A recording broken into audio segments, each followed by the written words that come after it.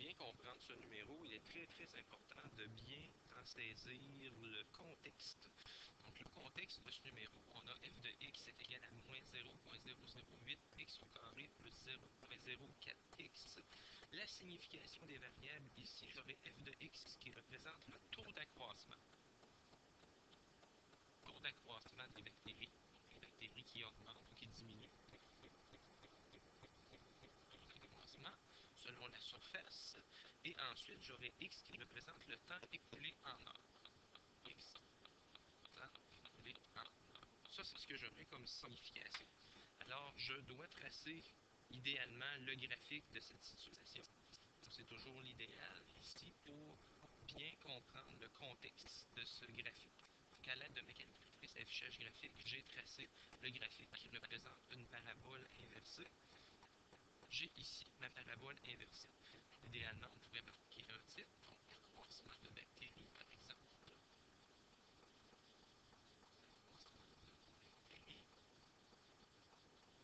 Ce que j'ai pour l'axe horizontal, l'axe des X, le temps en heure.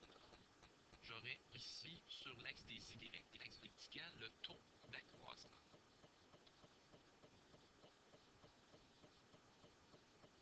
Le taux d'accroissement. Et ce taux d'accroissement, selon la donnée du problème, c'est en millimètres carrés à l'heure. Millimètres carrés par heure, pour ce qui est des unités. Donc, quelle surface à l'heure les bactéries vont, je dirais, occuper à l'intérieur de la plaque qu'on voit à la page 161, qui est un vase de pétri. Donc, ce qu'on me demande comme question ici en A, détermine le taux d'accroissement maximal de l'aire totale de la colonie cellulaire et le temps nécessaire pour l'atteindre. Dans le fond, ce qu'on me demande, est-ce que c'est carrément de trouver le sommet de la parabole? J'aurai ici, à cet endroit, le temps nécessaire pour pouvoir atteindre le taux maximal d'accroissement à cet endroit. Ce que je dois trouver pour cette parabole, c'est mon sommet H. Le H me donnera le temps nécessaire pour atteindre le maximum d'accroissement qui est mon cas. Je vais alors utiliser mon équation afin de trouver les données dont j'ai besoin.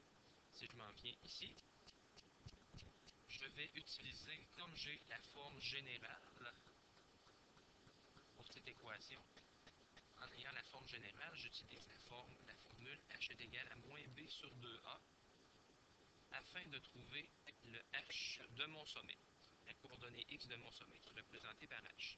Donc, je vais avoir ici moins 0.04 qui est mon b sur 2 fois a, 2 fois moins 0,008.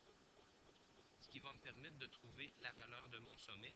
J'obtiendrai ici une valeur de 2,5. 2,5 représente le temps 2,5 heures. Maintenant, ce 2,5 heures va me permettre d'atteindre quel taux d'accroissement pour mes bactéries. Je vais tout simplement remplacer à cet endroit et à cet endroit mon x qui est mon temps par 2,5. On va faire le calcul. F de 2,5 est égal à moins 0,008 fois 2,5 au carré plus 0,04 fois 2,5.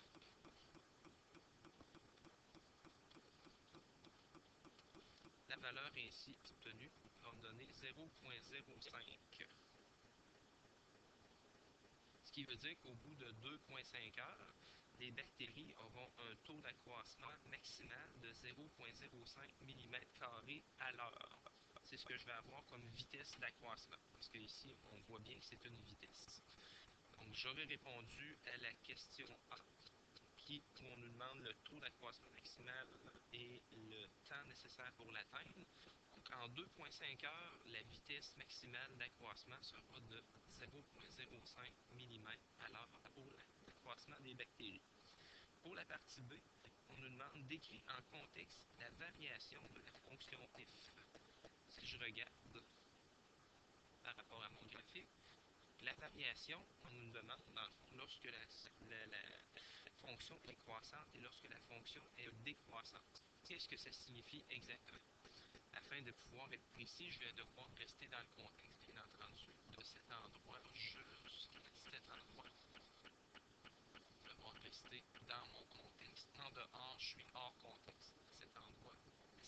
je suis hors contexte. Afin de bien décrire la variation, je vais devoir trouver les valeurs de mes zéros à cet endroit et à cet endroit. Je vais me servir de mon équation afin de trouver les zéros.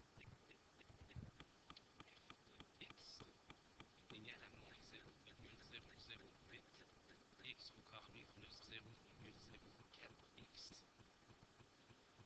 Ce que je vais faire pour trouver les zéros, ici, vu que j'ai la forme générale, je pourrais toujours utiliser la formule du discriminant. Moins b plus ou moins facile d2 d4 c sur 2a.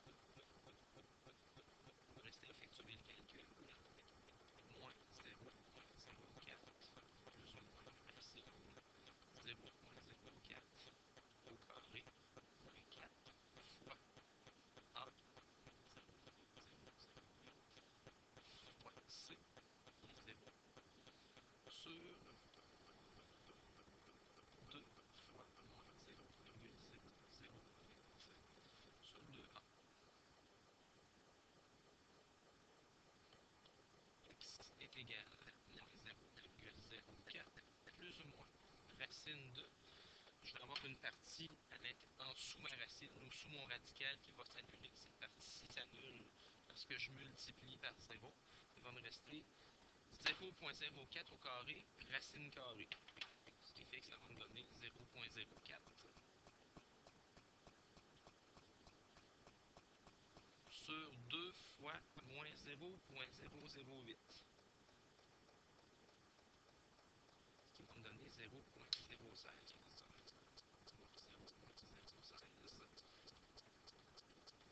Je vais utiliser par exemple l'addition pour trouver le x1.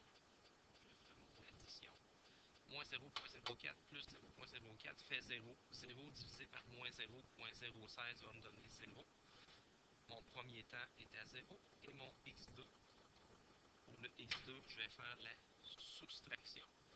Moins 0,04 moins 0,04 va me donner moins 0,08. Moins 0,08 divisé par moins 0,016 va me donner 5. J'ai maintenant trouvé les deux zéros de la fonction, ce qui fait que je vais être capable maintenant d'étudier la croissance et la décroissance. À cet endroit, le temps vaut 0 et à cet endroit, le temps vaut 5. Pour ce qui est de la croissance, de 0 à 2,5, on se rappelle que j'ai le seuil qui est à 2,5. De 0 à 2,5, je vais avoir la croissance, ce qui va représenter dans ce cas-ci une augmentation du taux d'accroissement des bactéries, et ensuite de 2,5 à 5. Ici, de 2,5 à 5, je vais avoir le taux d'accroissement des bactéries qui va diminuer. Entre 2,5 et 5 heures, le taux d'accroissement des bactéries va diminuer. En gros, c'est ce qu'on me demande pour le numéro 1.